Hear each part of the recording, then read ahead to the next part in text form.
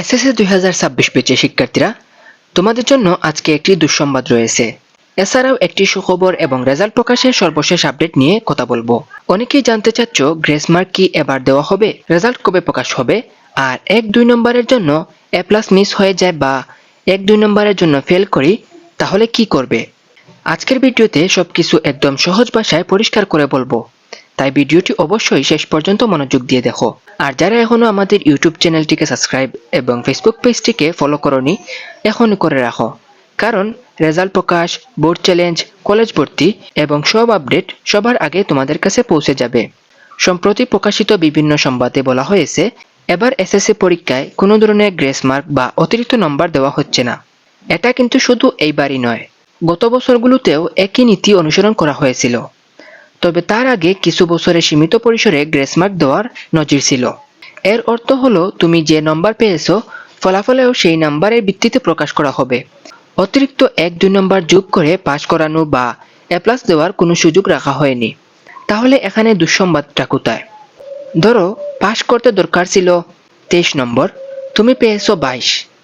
অথবা এ প্লাস পেতে দরকার ছিল 80, কিন্তু তুমি পেয়েছো 79। আগে অনেক সময় এমন ক্ষেত্রে গ্রেস মার্কের মাধ্যমে সুবিধা পাওয়ার সম্ভাবনা থাকত, কিন্তু এবার সেই সুযোগ নেই। ফলে অনেক শিক্ষার্থী মাত্র 1 বা 2 নম্বরের জন্য পাস বা এ প্লাস মিস করতে পারে।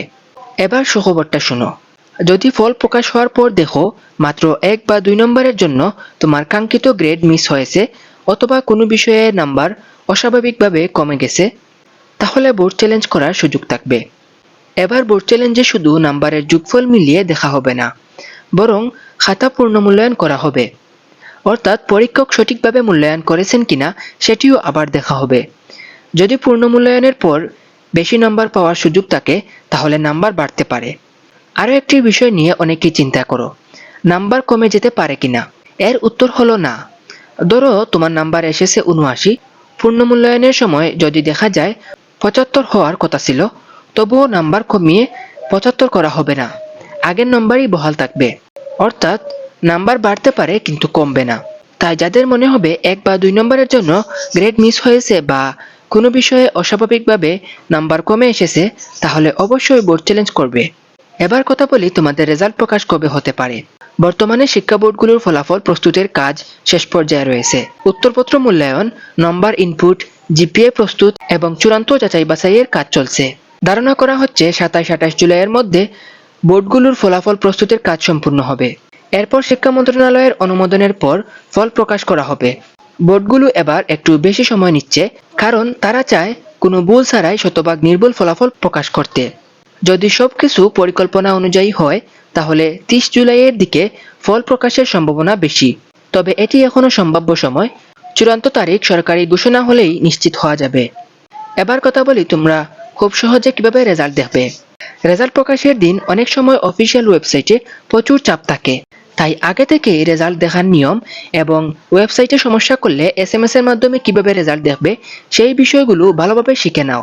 কিভাবে এসএমএস এর মাধ্যমে রেজাল্ট দেখবে, কিভাবে মার্কশিট সহ রেজাল্ট দেখবে, এছাড়াও বোর্ডের নিজস্ব ওয়েবসাইটের মাধ্যমে কিভাবে রেজাল্ট দেখবে সেই বিষয়ে আমি বিস্তারিত আলোচনা করেছি। ভিডিওর লিংক ডেসক্রিপশনে এবং ফার্স্ট কমেন্টে দেওয়া থাকবে, তোমরা নিজেরা দেখে নিতে পারবে। সবশেষে গুরুত্বপূর্ণ বিষয় হলো, গ্রেস মার্ক না থাকলেও আতঙ্কিত হওয়ার কোনো কারণ নেই। যদি তোমার ফলাফলে কোনো অস্বাভাবিকতা থাকে বা 1-2 নম্বরের জন্য তোমার গ্রেড মিস হয়ে যায়, তাহলে অবশ্যই বোর্ড চ্যালেঞ্জ করবে। গত বছরেও গ্রেস মার্ক ছিল না, তারপরেও পাশের হার সন্তোষজনক ছিল। তাই অযথা দুশ্চিন্তা না করে ফলাফলের জন্য ধৈর্য ধরে অপেক্ষা করো। ভিডিওটি ভালো লাগলে অবশ্যই একটা লাইক, শেয়ার এবং সাবস্ক্রাইব করতে ভুলবে না। সামনের রেজাল্ট, বোর্ড চ্যালেঞ্জ এবং কলেজ ভর্তি নিয়ে আরও গুরুত্বপূর্ণ ভিডিও নিয়ে হাজির হব। সবাই ভালো থাকো, সুস্থ থাকো। আল্লাহ হাফেজ সবাইকে।